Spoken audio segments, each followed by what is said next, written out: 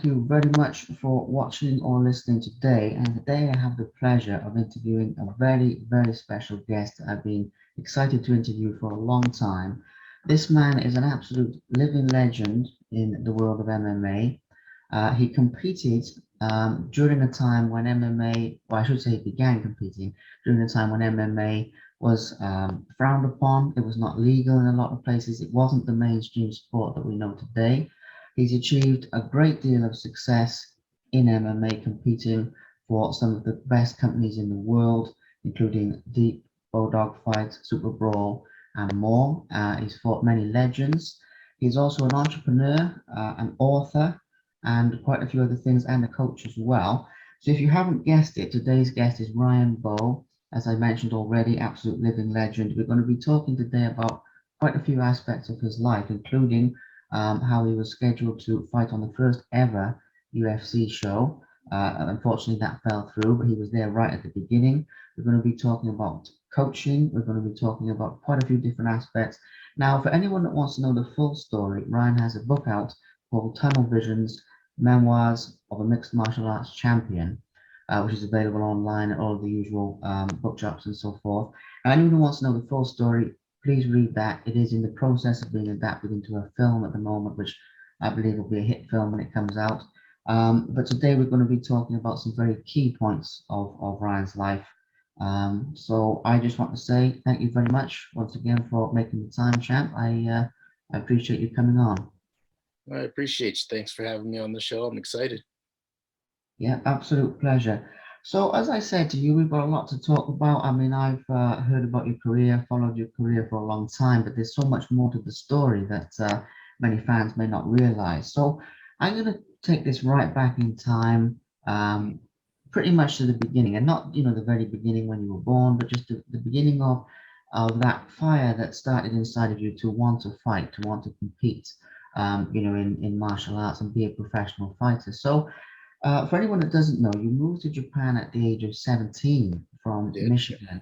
But if we go back a little bit before that, what was the initial inspiration to fight? I mean, where did it start with you with martial arts and, that burning fire to compete?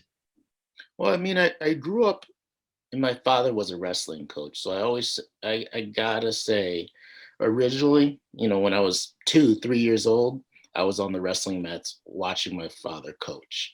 Unfortunately, it'd be many years before I wrestled myself. But as when I was a young boy, I like traditional martial arts, and that was really what got me interested in the martial arts originally. I'd say like movies like The Karate Kid, The Last Dragon were two of the main ones that really, really piqued my interest. Um, from there, I think a lot of the original people that were around when the UFC started can kind of relate to this was UFC 1 or UFC 2 when we saw Hoist Gracie, 165-pound Brazilian guy walk in and just smash everybody and submit everyone. And they were pitting style versus style back then. And myself, and I'm sure a lot of other people, we thought, the traditional arts would fare a lot better than they did. And man, I'll say Hoist surprised me. And I always go back to Hoist because I don't know if I would have had a career or I'd even own a gym today if I hadn't been that 14-year-old kid that watched Hoist, win UFC 2. Incredible. So that was the start of it. It makes sense. It So really moving was. to Japan then, only obviously a few years later from that point at the age of 17, a very young age, to travel to such a new country and everything like that.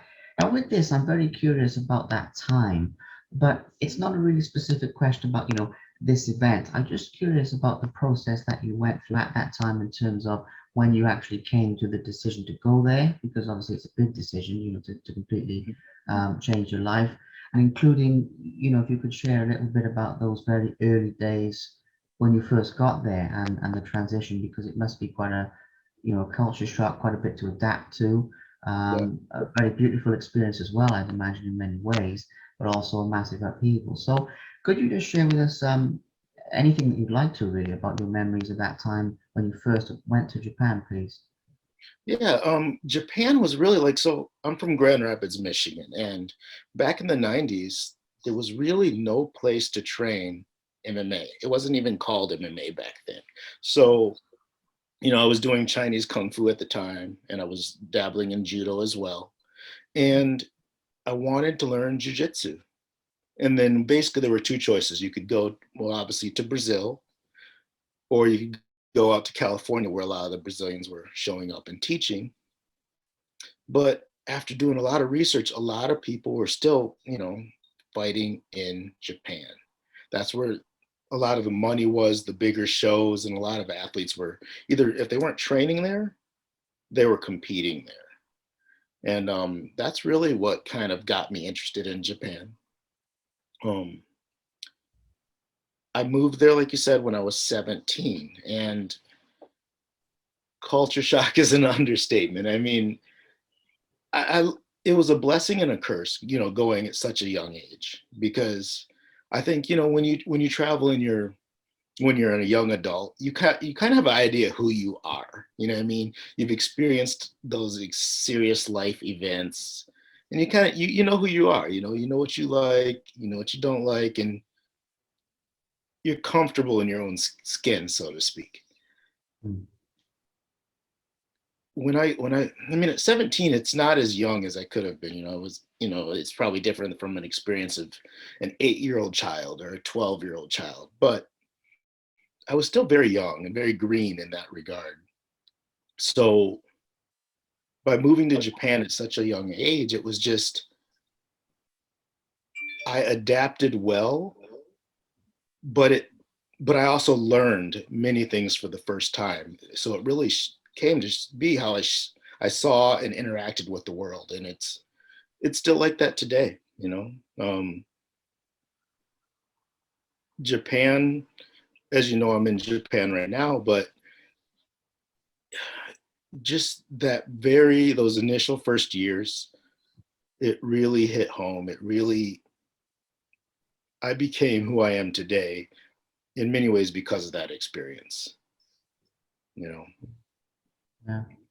So incredible insights into that, because as I may have mentioned, when we were planning this, it's sort of a very, very brave decision, and as I can sort of see and to some extent sort of feel from you, a very beautiful experience in that transition, but also it must have been quite an upheaval indeed. Now, just before we get into the fighting and your early days in competition, when you first moved there, just out of curiosity with this one, what was it that did surprise you the most? Because it's something that fascinates me. We have sort of preconceived ideas about a lot of things in life, or personally, I try not to, because it really works out that way. But at the same time, we all have those sorts of ideas. So when you first went there, compared to how you thought it was and how it actually was, what was sort of the biggest surprise? Was it the language, the food, maybe something else? You know, I didn't have any preconceived notions about what to expect, to be honest. Like, I didn't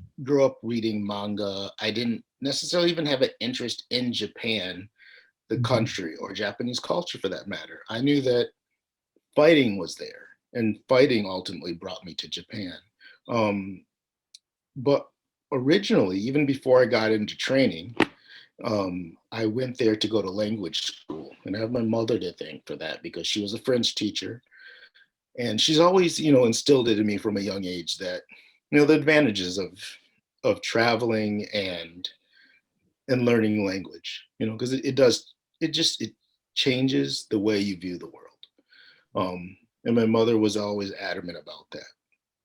So when, I started getting interested in Japan, you know, she was she was excited for me. She wanted me to experience it, and she wanted me to study language. So that's what ultimately brought me there. And for the first 6 months, I was enrolled in a Japanese language school. So we're talking 8 hours a day, just studying in the countryside. So the culture shock was pretty big. And we always say, when you learn a language, immersion is the key. There's immersion, but then there's a 17-year-old kid being thrown into the countryside and being unable to communicate.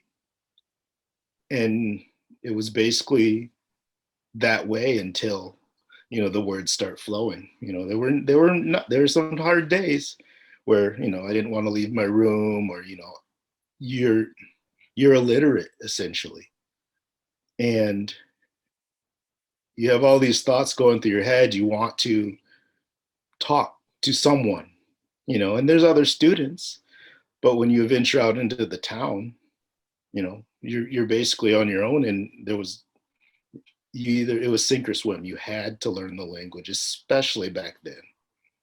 I think today English is a lot more readily available, especially if you're in Tokyo. I mean, you can get by with English for the most part.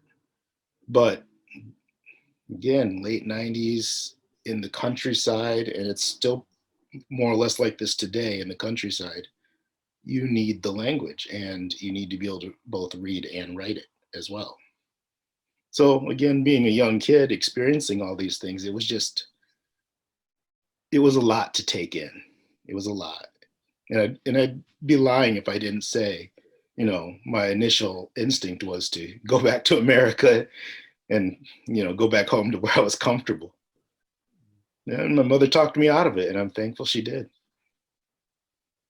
Yeah, that is amazing as well because I mean, there's so many things you said there that I could highlight, and I'll get to the next question. But one thing that is amazing there is the emotional and the mental aspect of that. That it wasn't obviously it wasn't an easy thing by any means, and some of the difficulties that you had to go through just to compete, which is difficult enough in itself.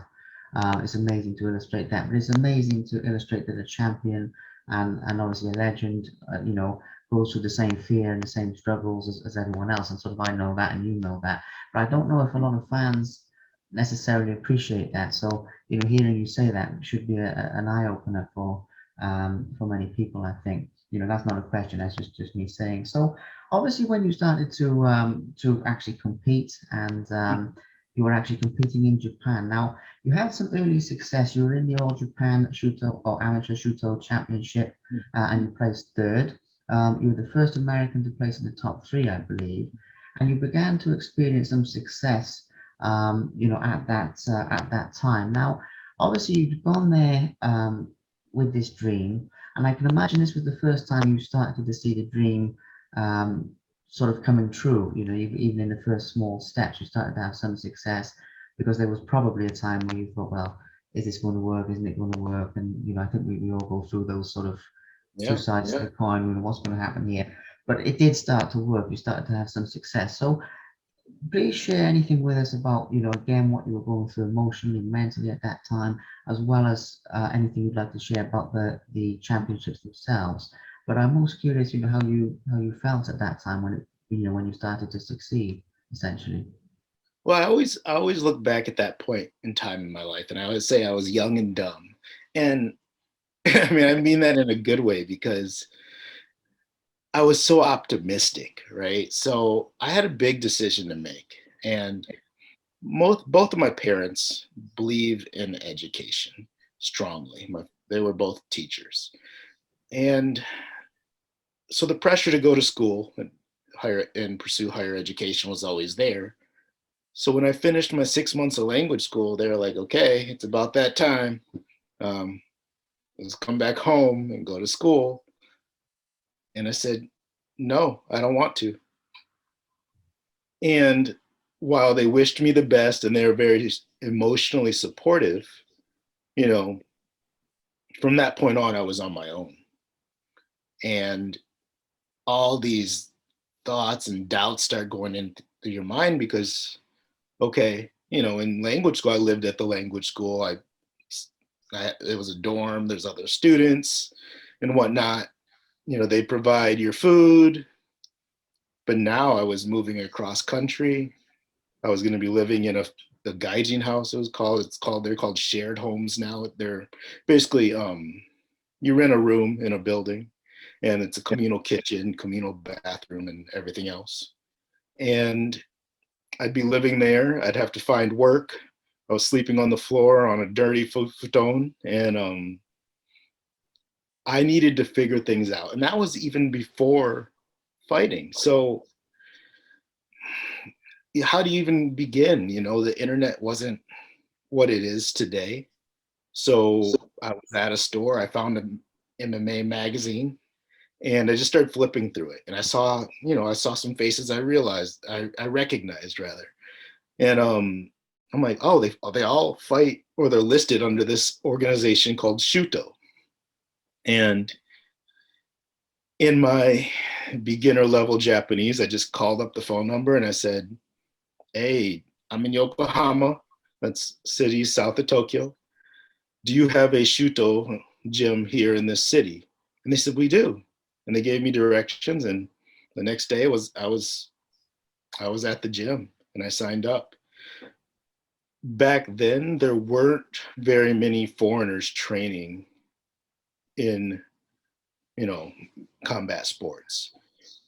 I'm pretty sure I was the only foreigner at Shooting Gym Yokohama. That's the gym that I ultimately joined.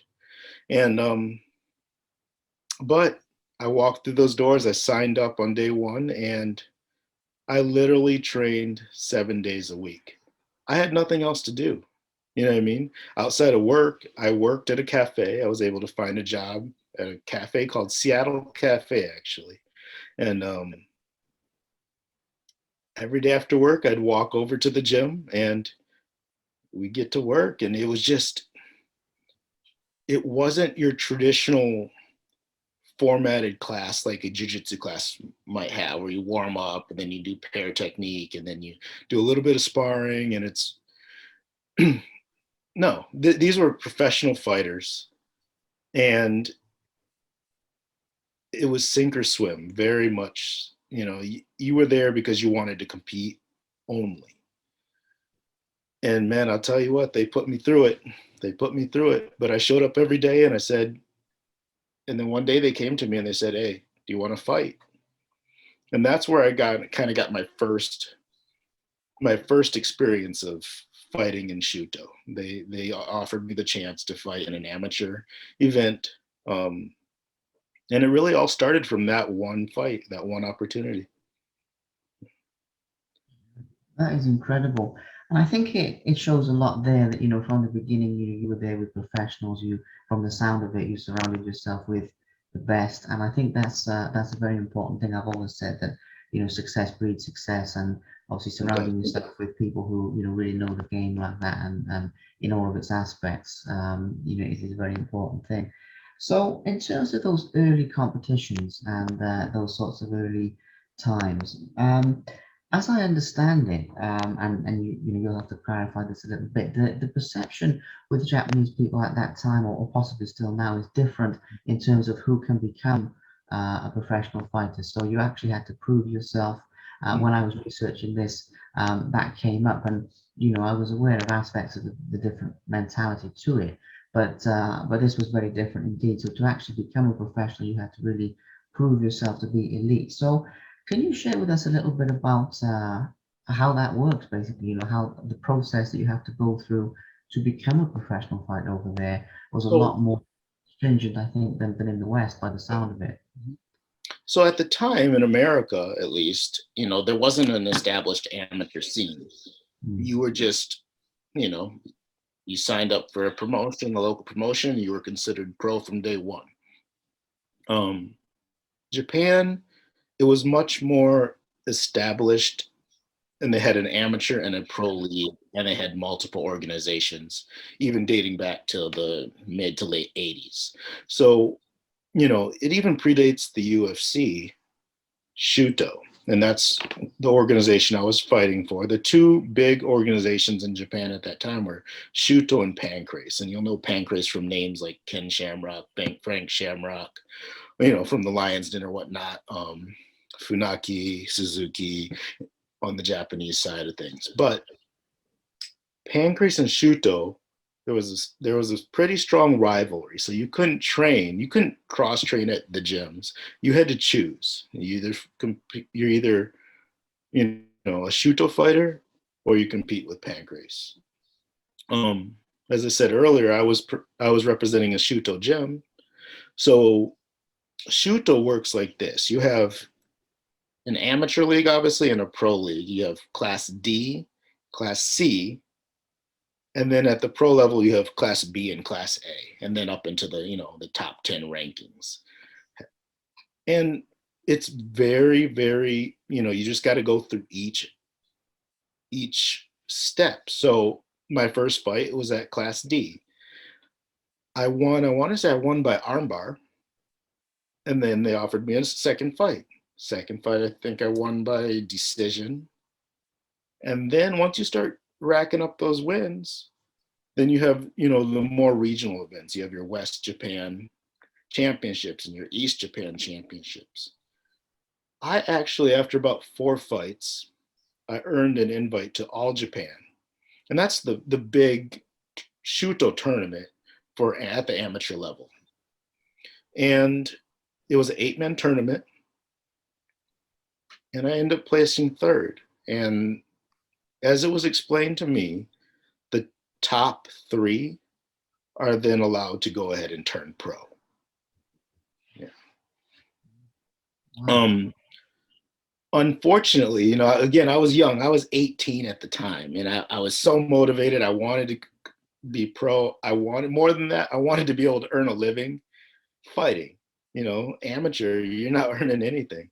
It's in the US, you can sell tickets. You can there are ways to make a little bit of money.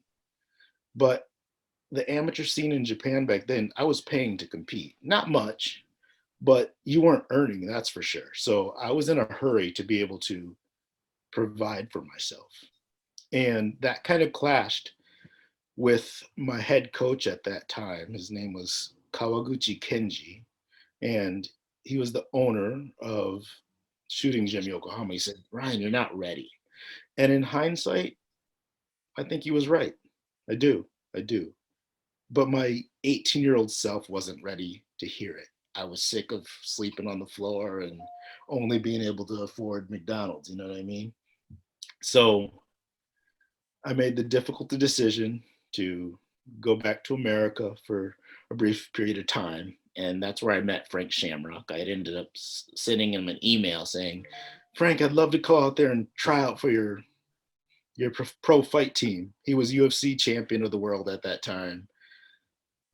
And the MMA world was so close knit and small at the time that Frank himself wrote me back and invited me out to go take the test. Um, After a brutal, the brutal Lions Den test that many talk about, I went through that and I was voted on the team. And that's ultimately, long story short, I found my way back to Japan as a representative of Frank Shamrock, who also had a name in Japan, but that gave me the right to compete as a professional. So it was a workaround of sorts. Um, I don't know that I would say that was the right thing to do. I should have listened to my head coach in Japan and bided my time. I know that now, but it worked out, and you know, and Frank did a lot to help, further my career. Incredible. Absolutely incredible. So moving forward a little bit in time, because there's so much insight in everything you say. I think it's fantastic, and I keep resisting the temptation to go off into what about this, what about that. But keeping it onto moving forward, progressing with time. Obviously, when you started to compete in professional MMA, when that time came, and you began to have some success there, you were doing very well. I mean, all of your first 5 wins, I believe, were all first round Mhm. stoppages and some Submission. small submissions. So, yeah, submissions and everything of that nature. So you really got off to a good start there. Again, it's a similar question in a way to when we were talking about those early days with Shuto and everything like that. But when it really started to take off, as I say, all of them first round submissions, in those early days, you were really having some success. What was sort of going through your mind at that time? Well, I suppose this is a double-sided question because there's obviously what you were experiencing, but I also think for people who weren't there at that time, the tournament format and what it was actually like at an event would be very, very interesting to hear about as well. So I know it's sort of a big question because there's what you've experienced, is what the shows were like, there's different aspects of this. But just share with us, anything that you'd like to really about that time in terms of what stands out, this many years later and what you remember fondly or maybe not so fondly, I don't know. But just anything you'd like to say about it, really, Champ, would be fantastic. Yeah, so I returned to Japan after, making Frank's, pro fight team. Mhm. And but I had that kind of created an issue because now who was I fighting for, right? And back then, managers weren't a thing. Um, they weren't in Japan, at least. You represented a gym and you followed suit and did what was expected of you. But now I'm representing Frank, but I'm training at Shooting Gym Yokohama, so it was a little bit of a awkward situation, because now how do I get fights, right? Um, Frank ended up booking me in an 8-man tournament put on by TJ Thompson in an event called Super Brawl in Hawaii. And this is interesting because so this is going to be my pro debut, right? And Shuto was actually sending one of their more experienced athletes on the professional level to represent Shuto in the same 8-man tournament that I was competing in.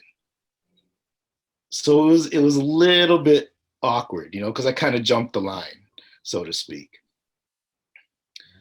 But nonetheless, Frank, UFC champion, he got it done. And once we got to Hawaii, you know, I ended up arriving a little bit late because I don't know, the plane had an engine problem, and then I think I arrived at 5 a.m. the day of the event, which again for an 18, 19-year-old is a lot to handle emotionally, right?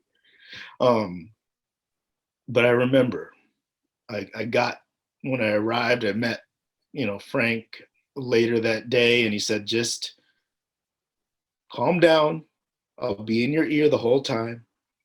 I'm right here with you. Just listen to me. I got you. And I tell you what, he did. He did. And it felt like, he was at the controls of the video game he was playing, and I was the character, because on the day of the event when we got there, again, it was that 8-man tournament, the Japanese athlete got beat in the first round.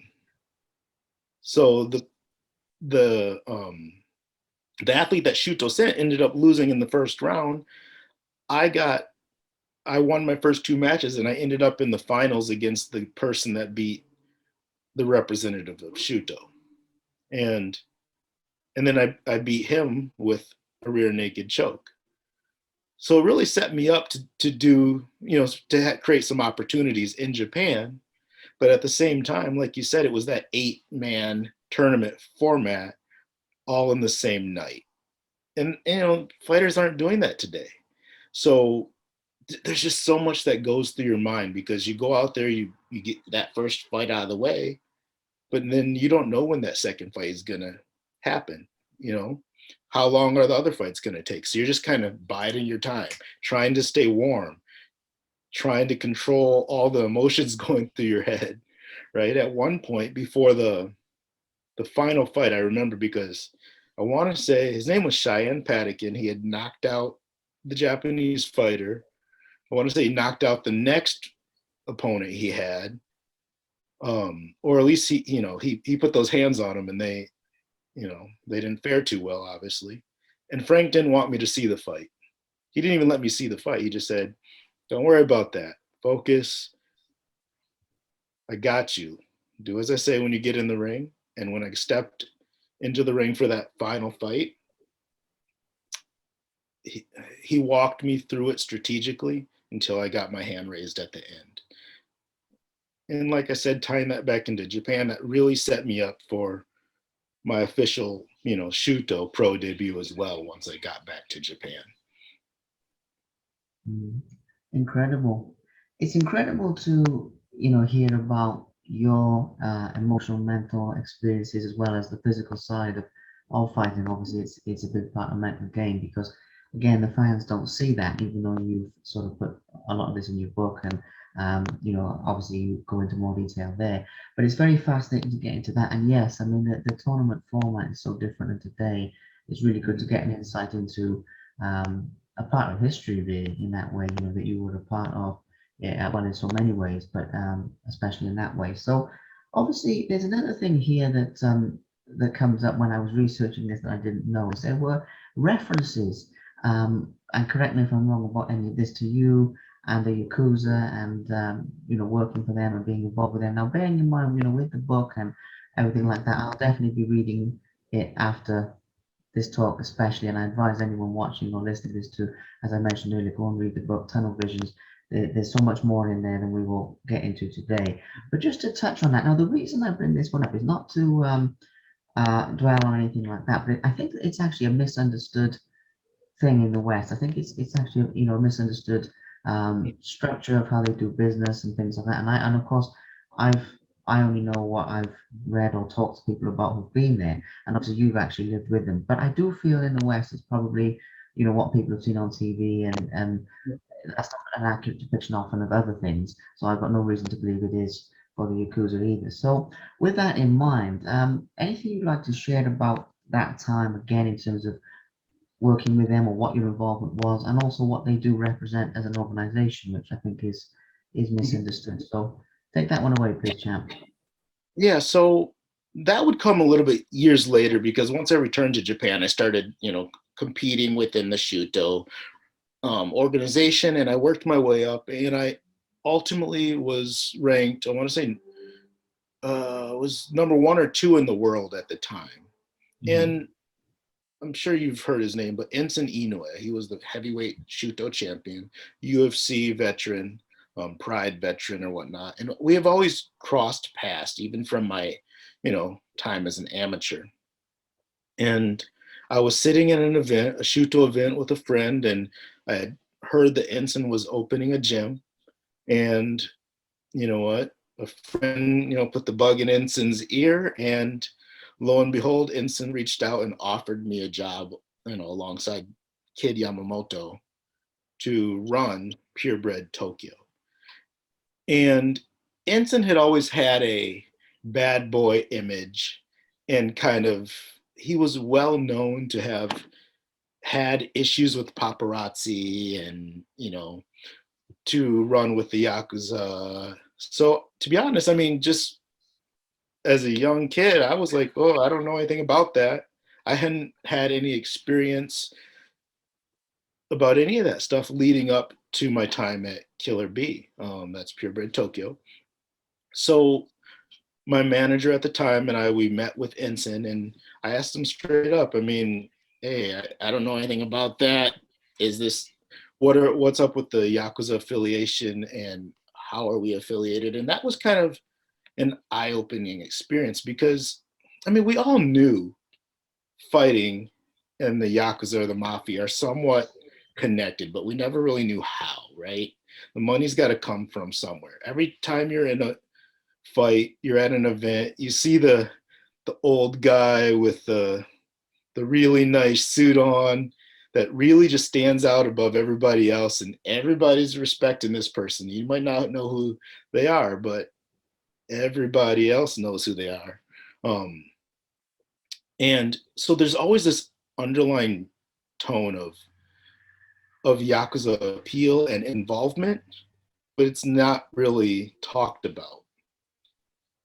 Working at Killer B was the first time I had dealings with them directly, because the owner of the gym, the sponsor we call it, was Yakuza.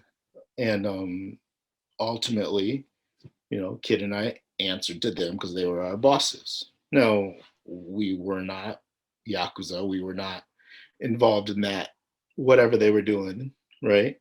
But in the gym, they happened to be our bosses. And as such, their friends, colleagues were at the gym as well. So it really did open up, it opened up doors for, opportunities. And it also, you know, we saw things that we might not have normally seen, like them arriving with bodyguards or coming in with broken hands, and you're like, hey, what's that about? Because some fight took place, or problems backstage at events, you know.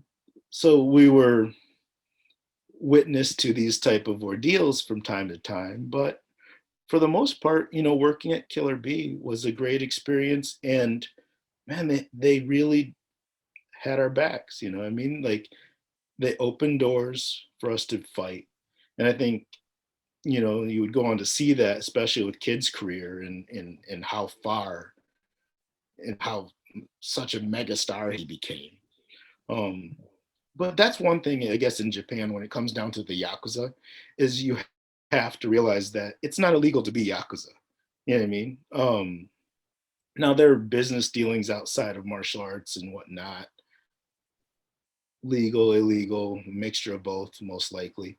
But Yakuza exist at all levels of society here. So, whether it's as high as the government or local businesses, it's going to exist on some level. But in recent years, I've heard that Yakuza has a lot less power, kind of like the American mafia you don't hear about so much, right? So it's not what it used to be, as I understand it. But to be honest, it's not something that I've, you know, gotten that close to at all either. I mean, it was, I'm aware of its involvement in fighting, but I left it at that.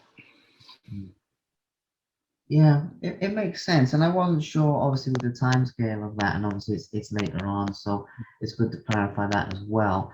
And it's something very much, again, from more from a cultural aspect, and as you say, their involvement in fighting, because I'm glad you went into that, because with questions like that, it's never to dwell on a negative or whatever, because I don't do that in interviews unless it's Yeah, absolutely necessary. But again, it shows another side that people don't see. And when I was researching this, it came up, and I thought, that's interesting because it is a misunderstood thing, and I've experienced much the same around MMA or pro boxing, whatever, here in the UK. I think it's everywhere. I think it's just it's exactly. part of the game on the outskirts. It's probably in all cultures. So, but again, in specifically in the Japanese culture, it's good to give that a little mention. So Yeah. another thing, yeah, because obviously with that we've gone forward in time, and as I say, I wasn't sure when that took No place. worries. So thank you for clarifying that. Now, another thing that we need to touch on here that doesn't have a timescale on it as such, but it's very interesting to talk about is obviously there is a medical condition Mm, with yourself as well, which we haven't really touched on. I wasn't sure in the beginning to mention that because I don't know when you sort of found out or how that took place. But with that in mind, I mean, obviously competing in elite level sports, because we got to the point where you were having some very very good success in MMA at the point we were talking about. Obviously, you continued to and had a great career, but it was always with this underlying yeah. condition, which I assume you knew about, but I don't know for sure. So, with that in mind, how did you feel about the sort of inherent risk of competing with that? Was it something you were aware of, or was it something you found out later? I You get. actually had I known about it, Mhm. growing up, you know, I most likely would not have been allowed to play contact sports, and likely not had been a fighter. I didn't learn about it till I was 17. Um, Shortly before coming to Japan, actually. And so what happened was I had a stroke in the womb. So before I was born, I had a stroke. And as a result, a small portion of my brain died. This is how it was explained to me. I have a cyst in my head around the size of a fist that sits right here to this day. Um, Most children who have a cyst like this end up having some form of cerebral palsy and a lot more physical ailments. I got lucky. I truly and honestly did. Because I went on, like I did karate, kung fu, a small amount of wrestling, judo, right? I did contact sports throughout my youth, but had we had known I had suffered that stroke, I wouldn't have been able to do any of that. I am also, as a result, blind out of both eyes to the left. And that's something I could never say as a professional athlete. And ultimately, a large part of the reason why I ended up staying in Japan. Because as I I signed with the UFC, and this is a long time ago, to fight Jens Pulver for the first ever lightweight championship of the world. And at that time in Japan, well, we had medicals for every fight. We weren't doing the eye exams, the in-depth eye exams, and more specifically the CT scans. When I signed with the UFC, they said, "Okay, send us your CT scan." And I said, "Oh shit, they're gonna find out."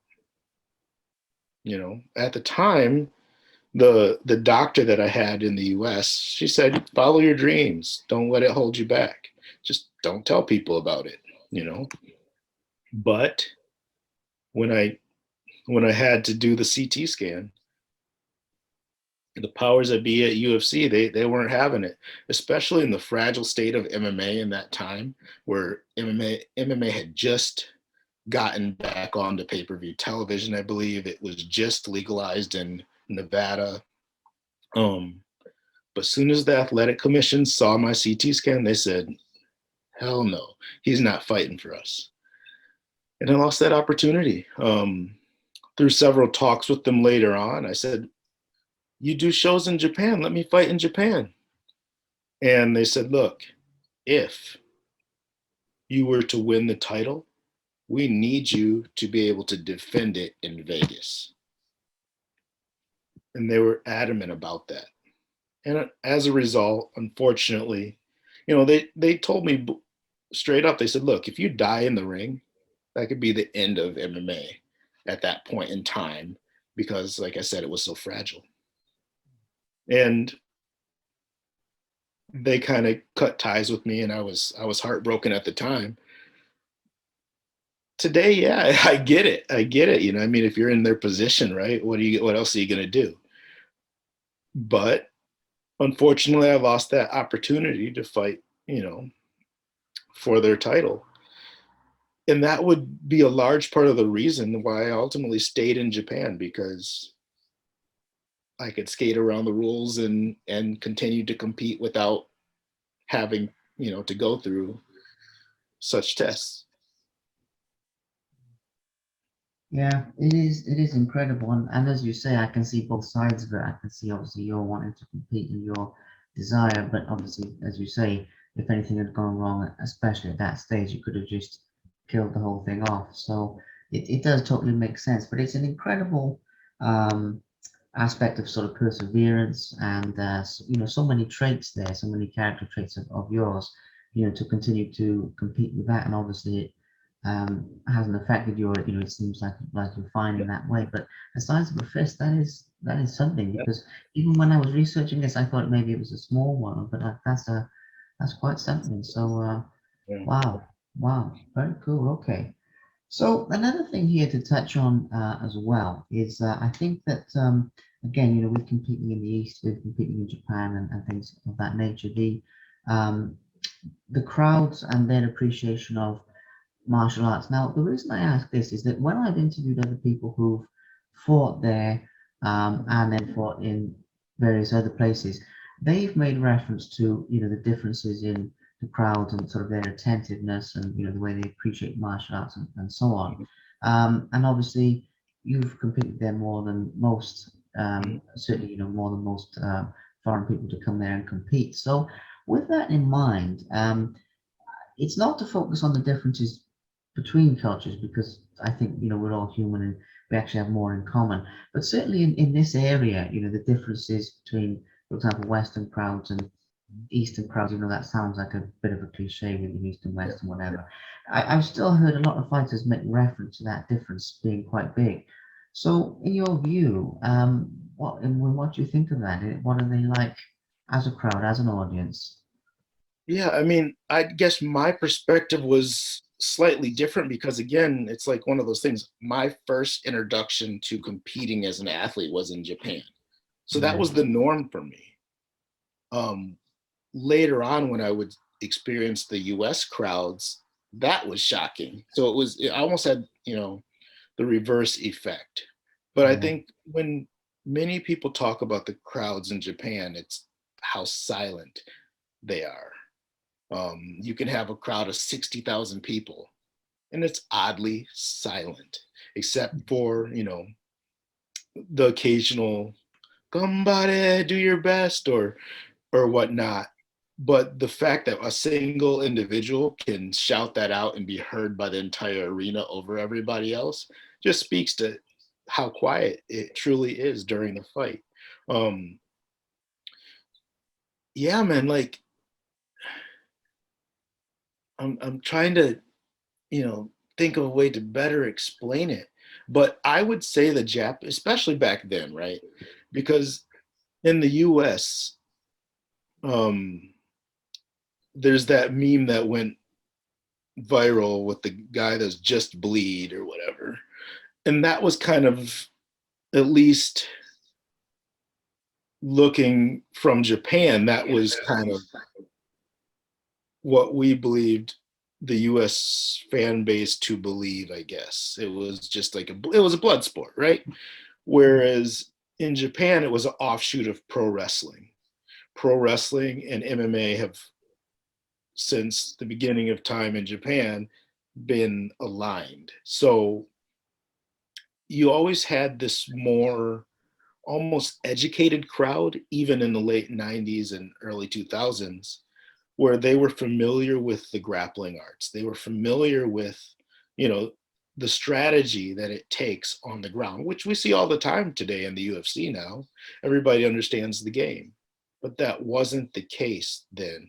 Um, so the slower paced fights, maybe the more methodical fights, were really respected by the fans because they understood the technical side of the sport at that time. I guess that's the best way I could really explain it, because it was just, it felt like watching two different sports back then between the US and Japan. Mm. Yeah, that's the fascination, and that's the reason that for asking me, because I have heard that from a few different people who um, obviously you had that in reverse with Japan first, and then the US or wherever. Whereas a lot of these guys had the US or the UK or whatever first, and then Japan, and they were sort of awed by the difference. They were really fascinated, and usually in a very positive way. And when I first heard that, I thought, really, I thought that's very interesting. And then, to hear how you had that sort of role reversal of the Japanese experience first, it's just fascinating to get into, and their appreciation, their understanding, which that makes total sense. So, moving back into your MMA career and into this sort of this latter phase, obviously we were at the point earlier of your first few fights, or submission wins and first round wins and so on. So during this time, you obviously competed, as we move later into your career, for some of the best organizations in the world at that time, and a lot of some of them now. You competed against some very legendary fighters, and one of the things that comes up I mean, this one comes up in probably every fight interview that I do.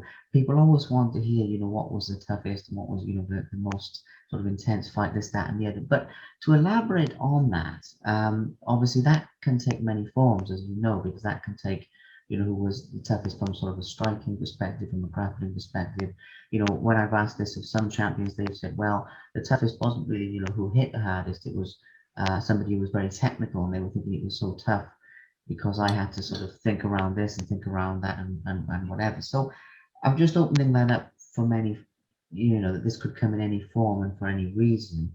And it can also come across, obviously, anything that you competed in, because I know as well there's kickboxing fights in there with yourself, and there's Yep. other things as well as MMA. So um, with that in mind, of your career as a whole, Mhm. what would you say was the toughest fight that you had, and also what was the reason that it was the toughest?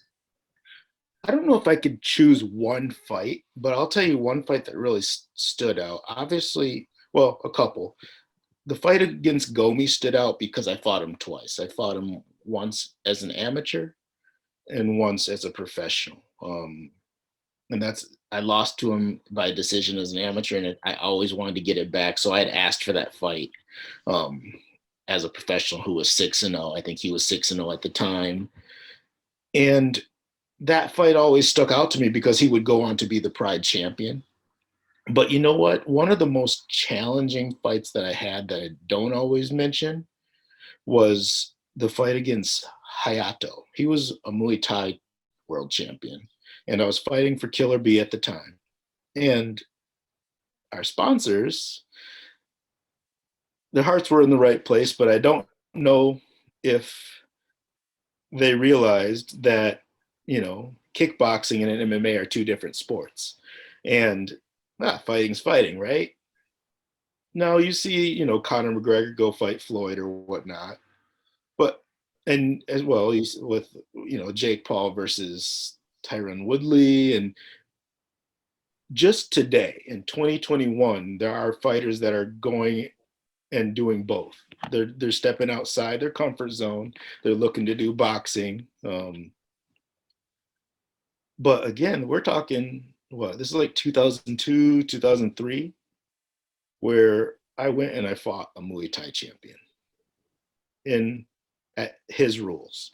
That that hurt, to be frank. Um, and I was number one in the world at the time. I put my MMA ranking on the line, and the gym sponsors, they said, "We want you to do this fight." I'm like, "I'm not a kickboxer." They're like, "So what? We want you to do it." So they set it up, and I stepped in that ring, and the ring was purposely made smaller to force you to kind of stand on a dime and trade punches. And I'll tell you what, I went out there, and my coach, or one of the guys that they had brought in to coach me, he said, "Look, kickboxing's not your main sport, but here's what you're good at. We're going to break this down and make it simple. You have combo A, combo B, combo C, and combo D. Those are the only things you're going to throw."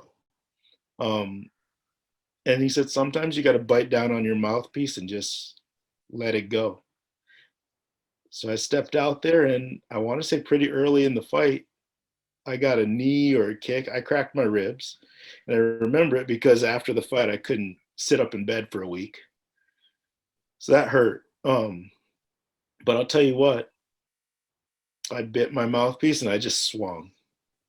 And I connected with a left hook that put the champion down. And at the end of the day, I got my hand raised. So that fight really stood out to me because I proved to myself that I could do it. But at the same time, when I look at the sport the way it is today, and I see, fighters talk about fighting in multiple organizations, and cross training and fighting and outside their skill set, a couple of us were doing it, 15, 20 years ago. And yeah, that's one fight that really stands out in my mind, where it really tested me mentally and physically. Incredible. I love asking that question because it's very rarely the answer that you expect, or not that I really have a sort of an expectation, because, especially with yourself, because there were so many tough fights in there from, like I say, in different ways. But yeah, hearing that one, it makes sense. It does make sense. So another thing to touch on here as well, and this again, it's quite a broad question, and there might not be one answer to it, but that is about proudest moments. Now, the reason I ask about this is obviously in your career you've accomplished a lot, not just with MMA, because obviously we've got the Shuto, the kickboxing, and obviously different some wrestling stuff in there. I found as well when I was doing the research. There's different things. So but with MMA, or pro MMA, since I believe it was 28 fights that you had. Obviously, it could be Mhm. more because of the records and everything, but 28 fights that you had. So you accomplished a lot, fighting these different legends. But you've also had so far so many accomplishments outside of MMA as well, in terms of writing your book, coaching people, gyms, and all of these different things. But you know, so your proudest moment could, for all I know, could be in another life area. But focusing on MMA specifically and what you've accomplished there, is there one fight or one achievement or one thing that stands out that you're most proud of? Is there more than one? You know, this is a very big question. This one, I'm aware of that. Thinking, yeah. Yeah. I don't. It's really hard to point to one experience. I hope that experience is yet to come. Mm, But I'll say one of the hardest things that I faced was, and this is a little bit different. I apologize, but my worth as a human being had always been tied into me as an athlete, right? So when I walked away from the sport, it's like shit. Now what do I do? I'm a fighter. I don't know anything else. I I didn't go to college. I didn't, you know, I walked away from all that. So the hard thing that I had to overcome was when the UFC bought out Pride and the Japanese MMA scene kind of died up. Where do I go from here? And finding those answers. That was probably one of the hardest, I'd say by far one of the hardest things I've had to experience, because you don't see a lot of fighters talking about mental health. Maybe in the last year or so with the Tyson Fury has been a big advocate of it, but a lot of people don't talk about it. And I tell you what, it was very real for me because I didn't know where to go or what to do. Um, but I ultimately went back to my hometown and I didn't know where to start. I didn't know how do you learn to become a businessman? How do you learn to become a coach? Just because you're an athlete doesn't mean you're ultimately just going to become this amazing coach, right? Taking what you know and articulating in a way that another person can learn it is an entirely different skill set. And I'd say that's my biggest achievement, at least for self growth, is that I was able to kind of escape those feelings of where do I go from here, and figuring it out, opening in a school, um, and it allowing me to continue to travel the world and coach, and then learning how to take that knowledge and articulate it and package it in a way that a person or students can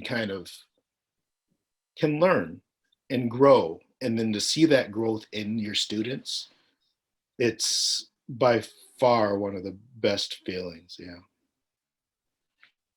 yeah, that is incredible because I love, the coaching aspect and the fact that you do teach and coach and sort of give back your knowledge, obviously with martial arts, and I can imagine with life itself, and life advice possibly creeps in there sometimes, with the different things that you've experienced. But certainly with the martial arts side of it as well, I think giving back is a wonderful, wonderful, wonderful thing. And funnily enough, one of my questions was about that and what you like best about it. But that's, you sort of covered that here, I think. But it is a wonderful thing to give back to that new generation and everything like that. I mean, the coaching side of it was something I had for slightly later on in this, but let's get into that because it's a very important phase of your life and something I think is so meaningful to obviously yourself and many other people. In terms of coaching, you said there that it's a great feeling. Let's go a little bit deeper into that, essentially, just expand on that a little bit, because when you see, somebody that you've coached succeed, it's probably difficult to put into words, and especially because success is not always, if they compete, that's fantastic. But as you know, coaching somebody in martial arts who can do something else, that takes someone who's very quiet and very underconfident, and give them confidence. It can, you mentioned mental health earlier, and Tyson Fury, I've worked with him. Training can take somebody's mental health and turn that around. So it can do more than just teach them to fight, even though that's obviously the main aim of it is teaching them to fight. But in your own words, I mean, coaching, that transition, and when you see one of your students have that success, Mhm. let's go deeper into that feeling. I mean, what does it feel like? What do you experience, in a moment like that? It's probably hard to put into words, but It I is think, hard to put into words. Yeah, let me give it some thought. Like, so I kind of separate coaching from teaching, I guess, if you will, because I think they're very different. If you're teaching a class of hobbyists or people that don't necessarily want to be a professional fighter, you're catering to a different crowd, so your approach has to be different. But when we're talking about dealing with professional athletes, as a coach you can be much more demanding, and it takes a huge amount of inner drive for a person to truly want to succeed at MMA, because it's not easy. Um, so like back in the day, when I go back to that famous Lions Den test where they wanted to see how much heart you had, and that's how we kind of tested it. That's what I went through, and that's what people before me went through. But today, I actually opted not to do that test. I did early on. I used to put it on my students taking the test. But you know what is a lot harder? It's harder to embrace the grind and show up. Anybody can be tough for a day, right? It's hard to be tough for a 6 or 8 week training camp for 5, 6 days a week, twice a day. That's what tests your mentality and your love for the sport. So instead of doing the protests and approaching it from that point, I've become a little bit more selective with who I coach for those that want to really truly try to be professional. But once you meet that type of individual and you're like, okay, this person really, really wants it, I'll tell you what, I mean, at that point, I'd do it for free, because you want to see that person succeed, because you acknowledge the hard work and dedication that they're willing to put in, and you want to share with that individual everything that because you want the best for them. And then in that experience, I mean, I think you know you're not going to have that with every athlete you're working with, right? So as a coach, there's going to be a select group of a few fighters where you're going to have that connection with, and then you're really going to really get to see them shine. um, for me, one of those athletes was, we kind of saw the world the same way. After I returned to America, I ended up closing my gym in Michigan. Got sick of the cold. But long story short, I moved to Dubai and I was teaching at Team Nagara Dubai. I was the head MMA coach there. And Munir Lazez, I always, come back and point to him when we just clicked as athlete and coach. And you know, I don't know how to really put it, but we clicked in a way that we saw the world. I didn't have to motivate him per se. He was the motivation came from within. He was ready and willing to listen, and we're seeing that today. And he's to this day he's in the UFC. He's so that experience kind of, honestly, because you meet so many people, right? If I'm being completely honest, you meet so many people, and everybody says, "Oh, I want to be in the UFC," or "I want to be a pro fighter." But if I had $1 for every person that told me they wanted to be a pro fighter, but ultimately didn't follow through with it, I'd be a rich person. And then for a while there, I was like, okay, you invest your time into all these individuals, but sometimes it doesn't really, maybe they didn't love it as much as they thought they did, right? But then you meet that individual that truly loves the sport the same way you love the sport. And they're ready and willing to give it their all. And that one individual or two individuals can make it all worth the while. And it makes the journey just so enjoyable to go through and just to be a part of their experience, their journey, even if it's a small part of it. And as an athlete or as a coach, rather, I think, we all need that, those individuals that really love the sport the way that we love the sport, that are ready and willing to give it their all. Not just once a week, you know what I mean, on a daily basis for as long as it takes to make it happen, because it's not easy. Mm. Yeah, that is a brilliant insight into coaching, and into the highs and lows of it actually, because we all see people who, as you say, come in and they drift away, or whatever. But seeing those people that make it worthwhile, that makes a lot of sense. With that in mind, one of the last things, because obviously I'd say we're sort of on the tail end of this because we've gone quite in depth, which is good in a really good way, which has exceeded my expectations, to be honest. I knew it would be good, but we've got into some really good stuff. Obviously, you coach, and you as we were just talking about, and people that really want to learn, they can obviously come and find you and learn from you. But we are in a sort of unique situation with this, where people watching this around the world, if there are young fighters watching this, which I do get quite a bit of that, or people that are just starting out, whether they're amateur, whether they're just turning professional, or maybe people who are really young, and they sort of have that dream of, I want to do something with this, but I don't know what it takes.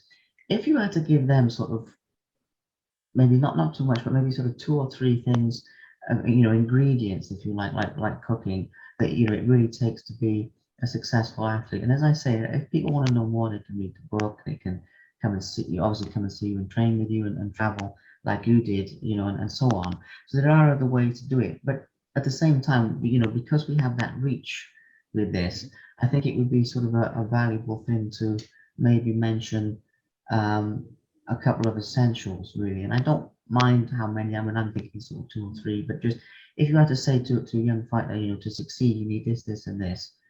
What would it be? I mean, what would sort of come to your mind with something like that? And again, I know this is a big question, which seems to be a theme for this latter, this tail end of this interview. But yeah, what would you say to them if they, somebody messaged you or whatever, and they said, "Look, what do I do to succeed in, as a pro fighter?" Be ready and willing to silence the naysayers. People are you're taking the road less traveled, and people are going to call you crazy. They're going to question your judgment of why you're choosing such a difficult to do things the difficult way. And you have to be your best advocate. You have to be your number one fan, and you have to be willing to despite the negativity from those around you, believe in yourself, invest in yourself, and stay the course. I'd say those three things: believe in yourself, invest in yourself, and stay the course, are probably the three three of the biggest lessons that I've taken away from kind of taking that route myself, because you have to surround yourself with like-minded people. Because I mean, you want people that are going to help you get to where you're going, right? And if you don't surround yourself with those type of individuals, it's going to hold you back. And don't be afraid to go at it alone. And a lot of times, like when I was younger in the 90s, okay, I maybe I had to go to Japan, or I had to at least leave Michigan to fight, right? That's not necessarily the case today. What I tell my students now, like I have this one kid named Tom. He's, what is he, 17? He trains with me, and he when he joined the gym, he was on the swim team. He was new to combat sports. And I'll tell you what, he's one of the most improved in the last year. He has joined the wrestling team and he's having a good season this year. So I'd say, you know what? Look at what you have around you. You might not need to travel the world to get the best training, at least initially, right? If you can work, if you don't have, if you're from a country where they don't have great wrestling, being in America, you know, you can walk into a high school and say, hey, can I work in with your wrestling team? I'll help out, right? There's probably a USA boxing gym. There's probably, you have all these things. You might have more around you than you realize. And we always think we need to go here or there, but that might not be the case today. I would take a serious look at what you have where you're at and make the most out of it initially.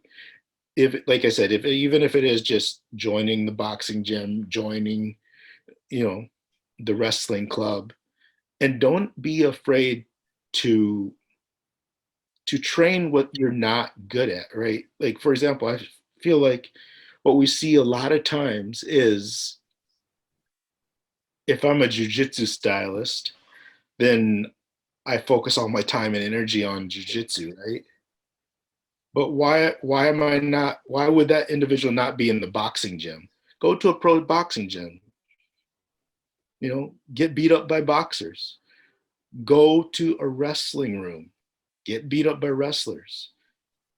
Make yourself, put yourself in a position where, you know, you're not the best person in the room. Be open to the idea of showing your weaknesses.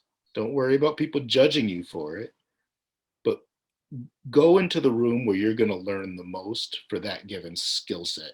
If you're, like I said, if you're a wrestler, go to the boxing gym. If you're a jiu-jitsu stylist, go to the wrestling room. If you're a wrestler, go do jiu-jitsu. Don't want to wear the gi? Wear it anyway. Just learn, because when it comes to it and you start connecting the dots, later down the line you're going to thank yourself that you approached it that way. And it's going to clean up a lot of those gaps in your game that you would have had you avoided the things that were difficult or that you weren't good at. I think that's what a lot of people, even today in the UFC or other leagues, you know, we all like to do the things we're good at, right? But it's maybe not so much the things that we're not so good at. Make yourself vulnerable, you know, don't be afraid to look bad. It's part of the experience. It's, you're there to learn and you're going to thank yourself for it later. That is powerful.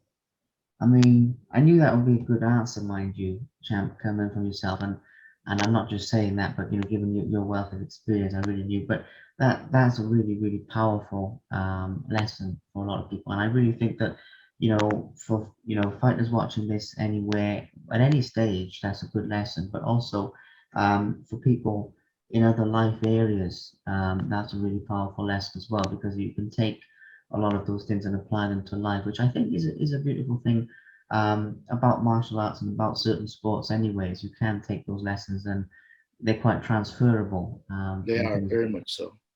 in the gym to other areas of your life, um, which personally I think is something that when you see that with a champion or with a successful fighter, anyone can do it.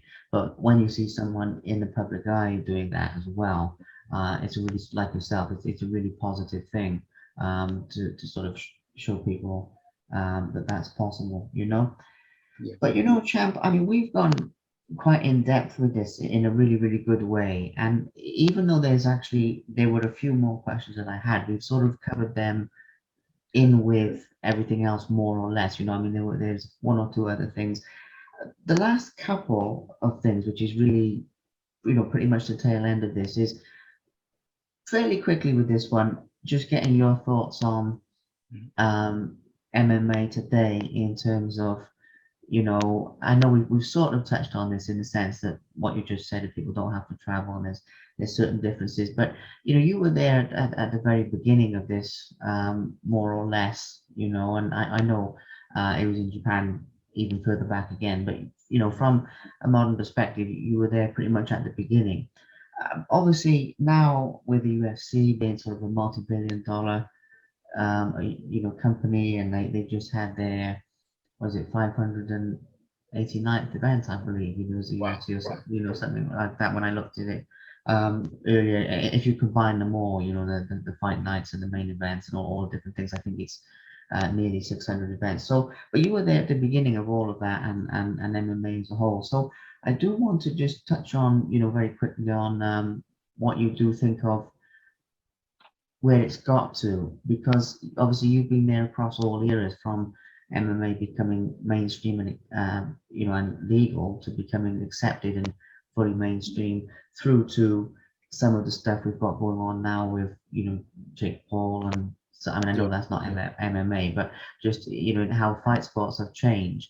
And the fact, because you meant, we've touched on this a little bit earlier, where you said these crossover fights have always been there, and they have. I mean, even Muhammad Ali, fought a wrestler at one point and things like that. So I don't think people realize, but that's the way it is. But in terms of some of the changes that you've seen in your many years in the sport, positive or negative, although I like to keep to the positive. I think, as one of the last questions, what are your thoughts on that? What are your reflections on how it's changed? I think we always want to say, our generation was the toughest, or we always want to pit the generation of yesterday versus the generation of today, right? But let's be realistic. The sport has evolved so much since the days that when I was a competitor or whatnot. And I'll tell you what, I love seeing the evolution of the sport. Um, Fighters were much more one dimensional, if you will. And while, we were still cross training, we were doing it. I think we're seeing the fruits of that labor, so to speak. Children are growing up doing MMA from a young age. They didn't have to learn it all separately and then awkwardly piece it together and figure it out in the cage, right? We're seeing children come up, they do jujitsu all year round, they're on the wrestling team, they go to the boxing gym, they're doing MMA from that young age, and it shows in the cage with how fluidly they flow from one thing to the next. A long time ago, Matt Hume, one of the great MMA coaches, uh, he was in Japan, and I was fighting somebody, and I had mentioned my eye problem, and this is 20 years ago. He said, "Well, what if you fought Southpaw?" And at the time, my young brain couldn't handle it. I was like, "What do you mean? I'm right-handed. I fight like this." But if you look at the sport today, you look at his athletes, take DJ Mighty Mouse, for example, and how fluidly he switches from orthodox to southpaw and sets up shots and what have you. TJ Dillashaw comes to mind, but there's so many fighters. Dominic Cruz. There's so many fighters that are truly fluidly going from striking to grappling, back to striking, southpaw, orthodox. And what we're seeing today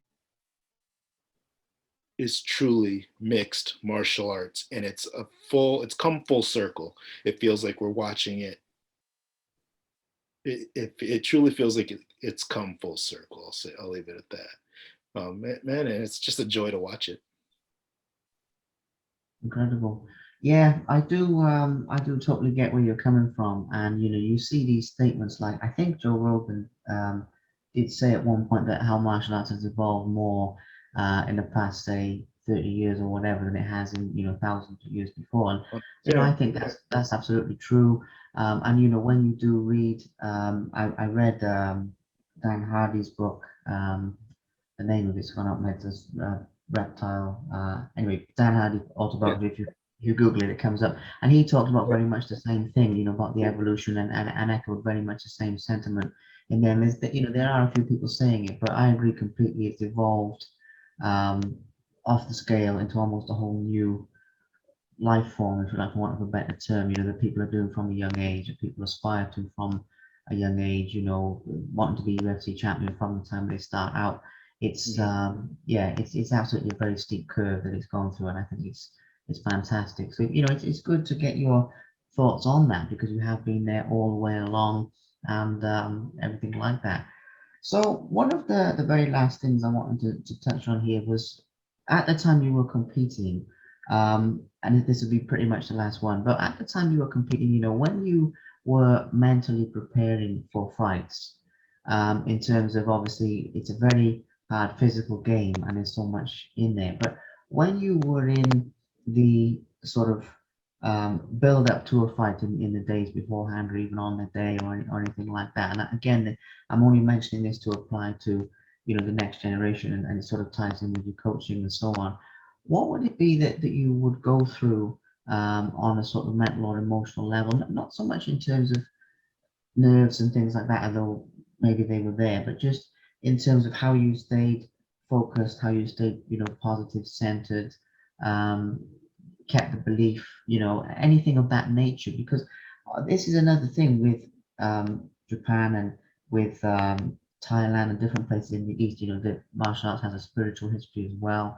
And a lot of people have certain rituals. But whether you took part in that or not, I'm just sort of curious as to that really, as to your mental game, on the build up to a competition, to an important fight. I'll be completely honest. I struggled with it on the mental element. Like I was not. You see, like for example, I always look at like when Conor McGregor fought. Who was it? Jose Aldo probably, and he was standing in Vegas in front of the crowd and how he soaks it all in. I'm not that guy. I would have crumbled under that pressure. It's not. It's something that you muster up the might or the whatnot to do it, and you become accustomed to it. But it's not necessarily something that I enjoyed, and it was a constant, um, not a struggle, but it was something I definitely needed to overcome and familiarize myself with and learn to deal with because it wasn't dealing with the nerves of the fight was not second nature. And as the stakes got higher, the nerves became worse as well. Um, I wish I'd realized that, just being young and dealing with it or whatnot. But yeah, man, it's something that I had to learn to deal with. I mean, and I don't have one easy answer as far as, yeah, do this and then you'll be fine. To this day, I've never figured that out. I haven't. It's And you know what? The act of stepping into the cage or the ring and fighting, that's the easy part. I mean, the work's done. The work's done in the gym, right? But you have all these people that are rooting for you or that you've sacrificed a lot for the fight, but so have your team, your coaches, your family, your spouse. Everybody's sacrificed a lot for you to be there on that day, right? So the want and the desire not to let those people down was a lot. And what helped before the fight is just a small group of people, those people that meant the most, is to just go out with them, you know, tell them how much you appreciate their support, and that they're a part of you standing there that day at that time, and to let them know that they matter and that you appreciate them. And having that support system made competing on the day a lot easier because you're not alone. At least I mean, you're in the cage or the ring, you're fighting, but you're not alone, if that makes sense. It does. It does, and it's very profound on a lot of levels because it shows.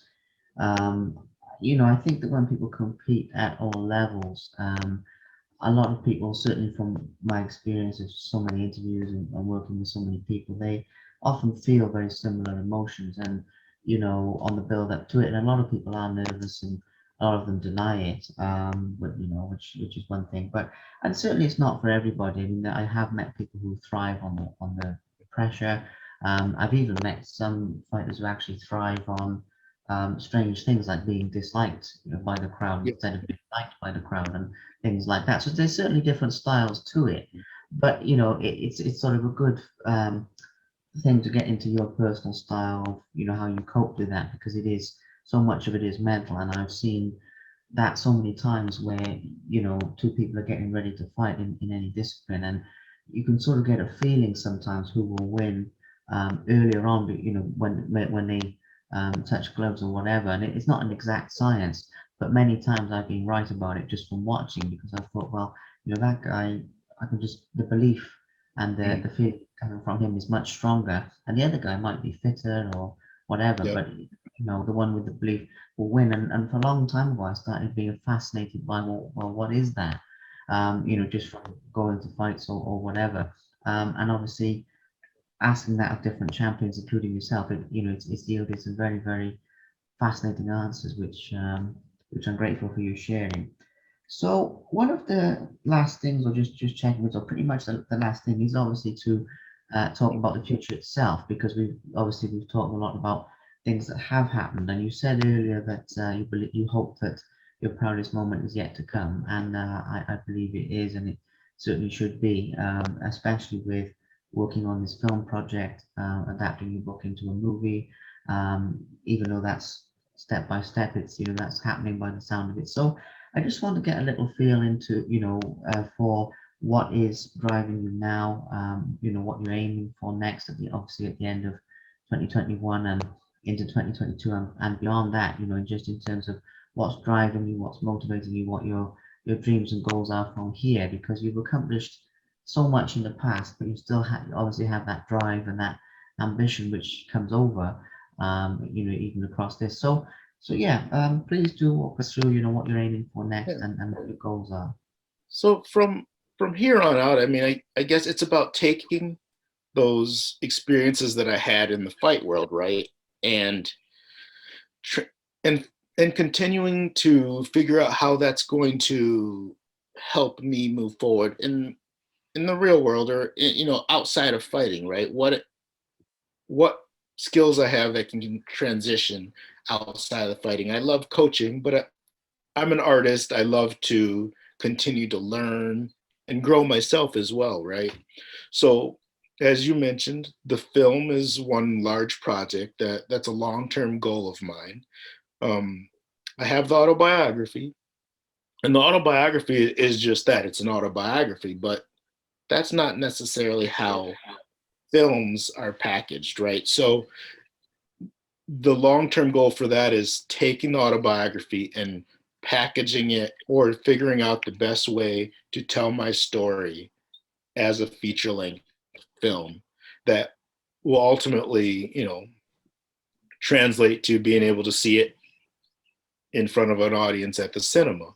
Um, I am working alongside a couple producers right now and sales agents to get the screenplay, which I've written, into the hands of someone that can get it into development, help raise the funds, and then, you know, ultimately make the movie. Um, so that's one big project that I'm working on. I'm also trying to take that dedication that I had for fighting and take that and apply it towards education now. So I'm in school. I recently graduated with a degree in a bachelor's in business. And now I'm in grad school pursuing a graduate degree in Japanese translation. So it's just about continuing to learn and using those skills that I acquired during fighting and figuring out how that's going to plug into the traditional world and continue to motivate me to want to continue to learn and push forward from here on out. Incredible.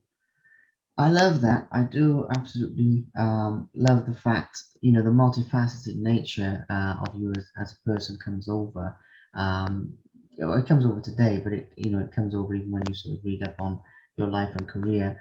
But that process of sort of continuing to learn and the process of um, trying to think how to put that into words, really. They're not necessarily being an end to that, because I found that in my own life, when you achieve one thing, it sort of opens up more, um, and it sort of broadens out. So it doesn't seem to stop. And I think so many people aim for a particular thing or, retirement or if I make a lot of money or do a particular thing, it sort of stops there and it doesn't, there's always something after. And there's always that growth process. And then I've experienced that, and I was surprised to learn that people in Japan, hence part of my interest, embrace that.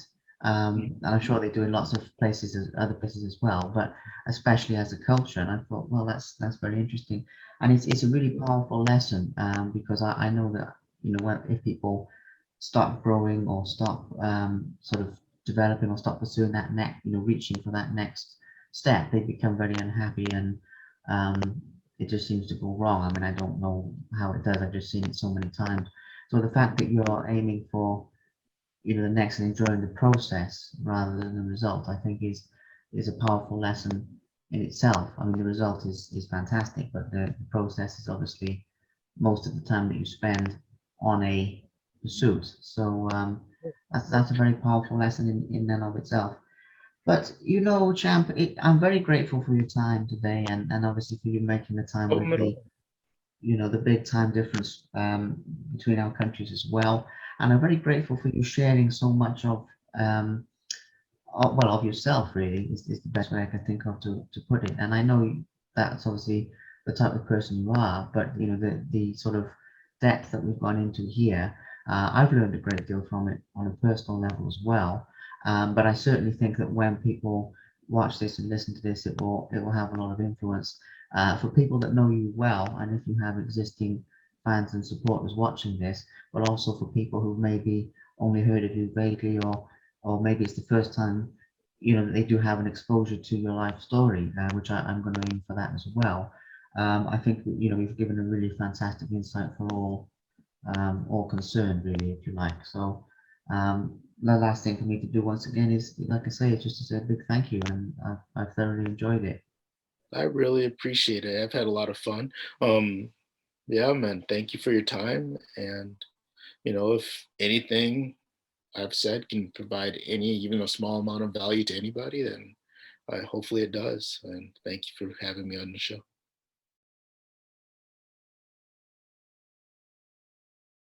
Thank you very much for watching. Please subscribe to the Simply Inspired YouTube channel, and there'll be more videos coming soon.